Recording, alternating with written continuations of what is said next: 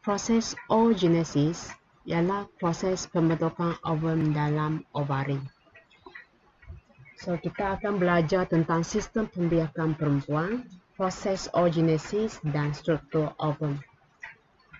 Berkenalan dengan sistem pembiakan perempuan. So, seperti dalam sistem pembiakan lelaki, kita tengok bagaimana ovum ini bergerak keluar, terhasil dan bergerak keluar. So, ovum dihasilkan di bahagian sini yang namanya ovari. Lepas tu dikeluarkan pergi ke sini, tube fallopian semasa proses pengovulan. Sekiranya persenyawaan berlaku, zigot yang terhasil akan turun dan melekat di sini. Proses penempelan berlaku di tempat ini yang bentuk U, jadi namanya uterus. Semasa kelahiran bayi akan keluar melalui kawasan sini, iaitu cervix yang boleh buka 10 cm untuk membenarkan bayi keluar tu, dan yang akhir sekali vagina. Proses oogenesis berlaku di dalam ovari. Proses oogenesis sangat mirip dengan spermatogenesis. Kita bandingkan yang biru spermatogenesis dengan yang ungu oogenesis. Kedua-dua proses mula dengan sel germa primordium. Lepas tu sel germa primordium menjalani mitosis berulang kali untuk menggantikan sel yang telah tua dan uzur dan terhasillah spermatogonium. Sebelah sini ogonium.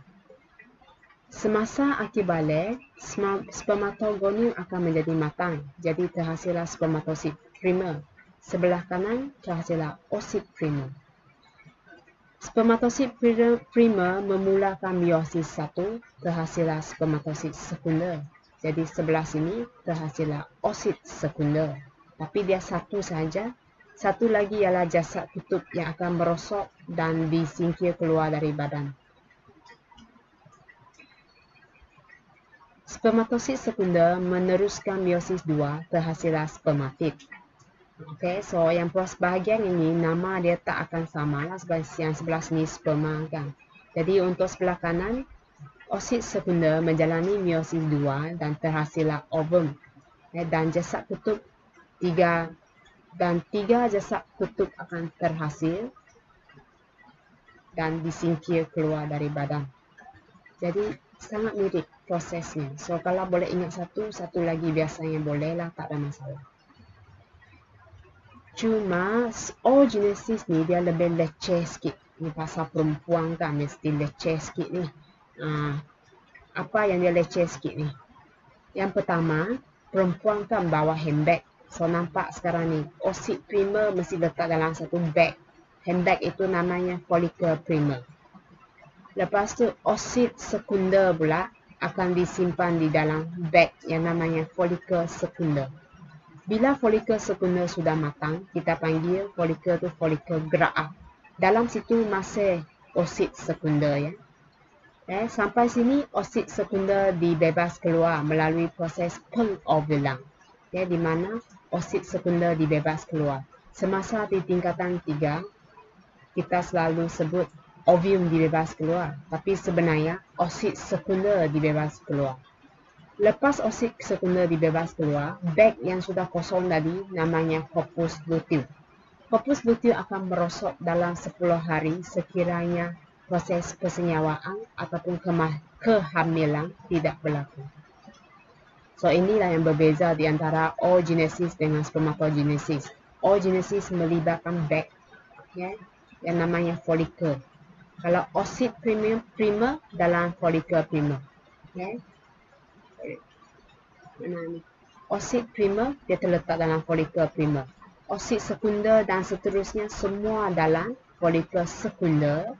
Bila follicle sekunder matang, namanya tukar follicle gerak, tapi kandungan dalam situ masih sama, oosit sekunder, sehinggalah dia dikeluarkan melalui pengovulan.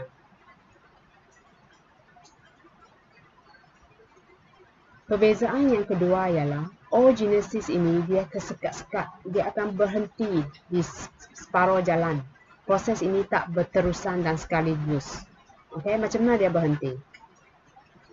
Dari sel germa primordium, mitosis sehingga terhasillah oogonium. Oogonium menjadi matang, terhasillah oksid primer. Oksid primer mulalah meiosis, namun meiosis itu tidak lengkap.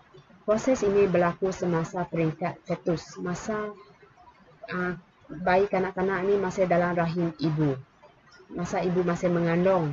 Dalam rahimnya, fetus perempuan ini dia sudah mulakan proses ini sehingga meiosis 1 profasa. Dalam meiosis ada PMET kan, profasa, metafasa, anafasa dan telofasa. So sekarang dia berhenti dekat profasa 1 saja. Then when the story will continue, bila lah cerita ni nak teruskan, perlu tunggu sehingga bayi ini dilahirkan dan sudah mencapai akhir balik, biasanya pada umur 12 tahun, semasa kitaran haid bermula. Masa itu barulah P sudah MAT, metafasa, anafasa dan telofasa 1 akan dilengkapkan. Jadi meiosis 1 lengkap dan terhasillah oksid sekunder. Dan oksid sekunder meneruskan meiosis 2. Namun sekali lagi proses ini tidak lengkap. Ia akan berhenti semasa metafasa 2. So PMAT, profasa 2 settle, metafasa 2 settle tapi dia berhenti. So anafasa dan telofasa tidak akan berlaku. Bila ceritanya nak berterusan, perlulah tunggu semasa persenyawaan berlaku.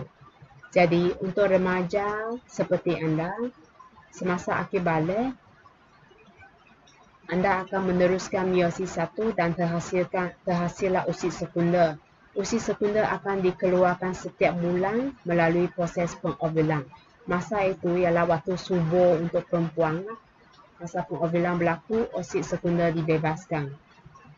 Namun, tak ada persenyawaan kan sebab belum kahwin kan. Jadi, setiap bulan semasa kita haid yang baru, semasa kita datang haid, oksid sekunder akan disingkir keluar dari badan. Meiosis 2 hanya akan lengkap untuk wanita yang sudah kahwin dan ada hubungan seks dengan suami, di mana sperma masuk dalam badan perempuan dan persenyawaan berlaku. Baru meiosis 2 ni dilengkapkan. Maksudnya anafasa 2, telofasa 2 lengkap dan terhasillah ovum. Baru ovum bersenyawa dengan sperma yang hadir dalam tube falopio. Tube falopio iaitu keluar dari ovari, kita nampak ada satu tube falopio. Persenyawaan akan berlaku di situlah dengan kehadiran sperma. Jadi inilah perbezaannya oogenesis dengan spermatogenesis. Satu oogenesis ni oksidnya tersimpan dalam folikel, bag yang namanya folikel. Yang kedua, oogenesis ini dia berhenti-henti, dia tak berlaku berterusan. So itulah perbezaan di antara oogenesis dengan spermatogenesis. Akhir sekali tengok rupa untuk ovum. Dia seperti sel biasa, ada nukleus, ada sitoplasma yang banyak jelly lah, banyak neutron. Lepas tu ada membran dan yang specialnya dia ada handbag, ada sel folikel.